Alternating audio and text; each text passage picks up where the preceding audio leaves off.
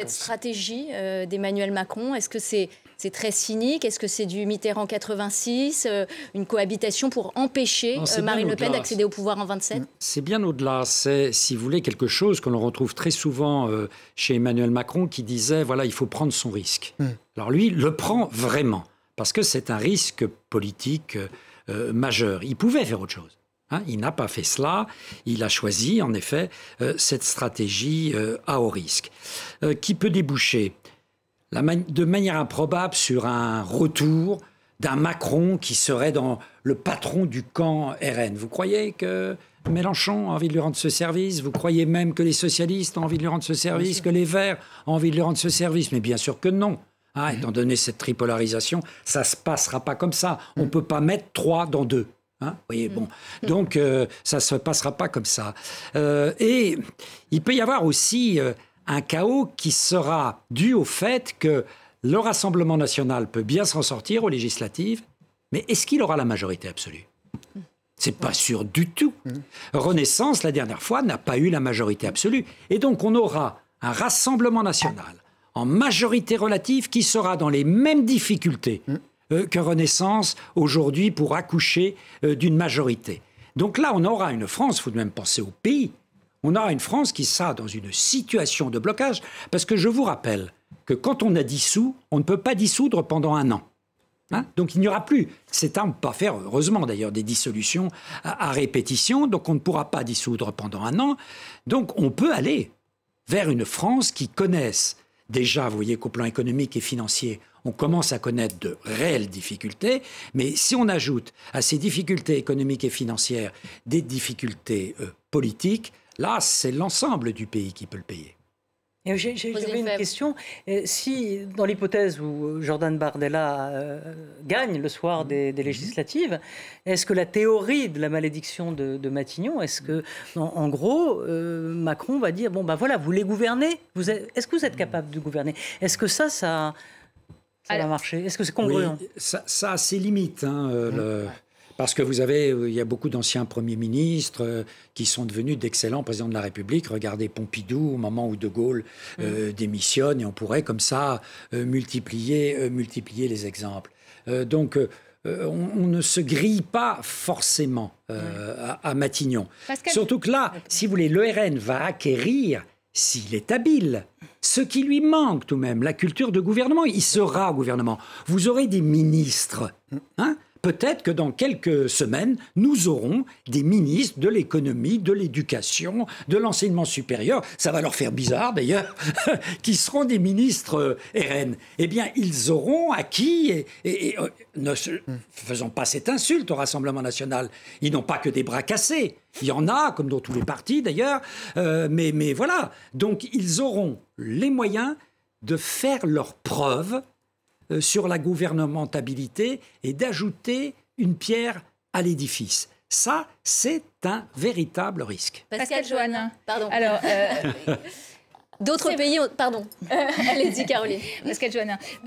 En effet, est-ce qu'Emmanuel Macron, finalement, dans ses grands discours de la Sorbonne bis, qu'il a décidé d'enclencher avant ces élections européennes, en mangeant sur le temps de parole potentiel d'ailleurs de Valérie Ayé, il a fait ensuite la même chose au moment du débarquement, toujours en grignotant sur ce temps de parole de la candidate, en étant donc omniprésent et en se présentant comme un grand Européen, mais sans faire une campagne directe. Est-ce que finalement, il n'a pas fait justement le plus mauvais procès possible à son propre camp et augmenter justement ce score du Rassemblement national, selon vous? Alors, je ne sais pas si ça a de lien de cause à effet. Il faudrait quand même prendre le temps de regarder. En tout cas, ce qui est sûr, c'est que nous avions déjà une image singulière de par le schéma institutionnel qui est le nôtre, où on a un président de la République qui a beaucoup de pouvoir. Et c'est le seul dans l'Union européenne. On dit les réunions de chefs d'État et de gouvernement. Alors, en effet, il y a quelques autres chefs d'État, mais les autres sont des chefs de gouvernement issus généralement d'une coalition que nous n'avons pas parce que nous avons le système majoritaire. Et là, ce qu'il faut voir, c'est qu'il y a une proportionnelle à 1 tour. La prochaine fois, c'est un scrutin majoritaire à 2 tours uninominal, avec des gens qu'il va falloir aller, sur lesquels il y aura une tête et qu'on ne connaît pas forcément. Il y en a qui sont sortants, qui vont certainement se représenter. Je pense que M. Bardella va donc ne pas siéger au Parlement européen. Il n'y siégeait pas beaucoup déjà, donc ça ne sera pas une grosse perte.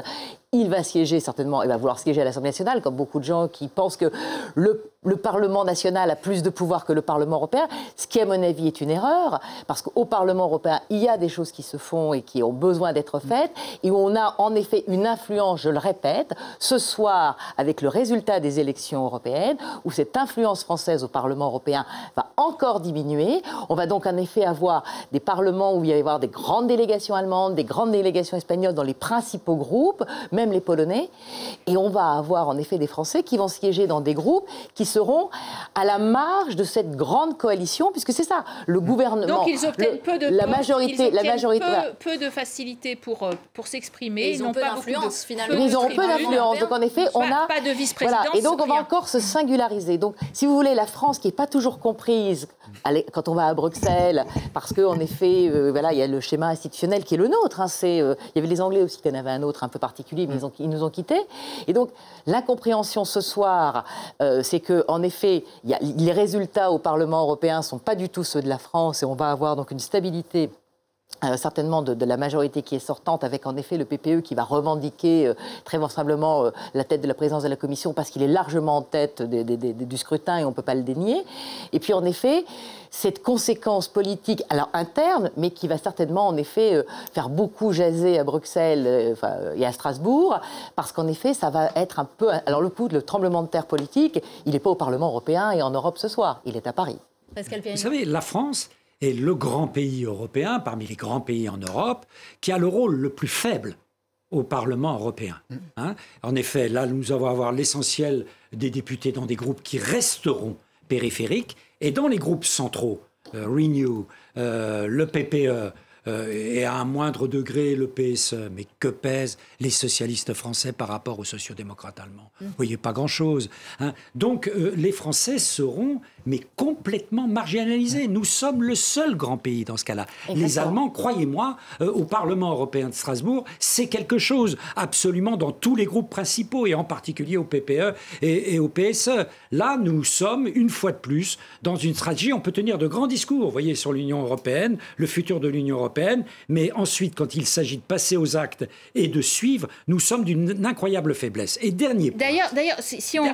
Dernier point sur la cohabitation. Parce que s'il y a cohabitation dans quelques semaines, vous savez, il ne faut pas croire que le président de la République, vous parliez, Pascal, à juste titre, du rôle particulier du président de la République, le président de la République gardera son domaine réservé. C'est-à-dire que c'est pas M. Bardella qui aura main sur la défense et qui aura main sur la politique étrangère. Ce sera, comme toujours, le président de la République, Mitterrand. C'est celui qui va au Conseil européen, d'ailleurs. C'est celui qui va au Conseil européen infléchir l'exécutif européen. Les choses sont plus complexes. Vous parlez de cohabitation. Roselyne Febvre, ce serait une première, en fait, une cohabitation, alors qu'on a le quinquennat. Finalement, et une inversion des calendriers aujourd'hui, ce qui ne pouvait plus arriver en théorie. Mais oui, puisque c'était censé justement éviter... Une forme d'anomalie. Cette anomalie-là. Et là, effectivement, on se retrouve... On a à nouveau les calendriers qui évoluent. Qui évoluent. Et puis, dans 3 ans, donc, on aura une présidentielle avec, normalement... Mais ça devait éviter ça, cette inversion du calendrier. Comme quoi, rien n'est gravé dans le marbre, en fait.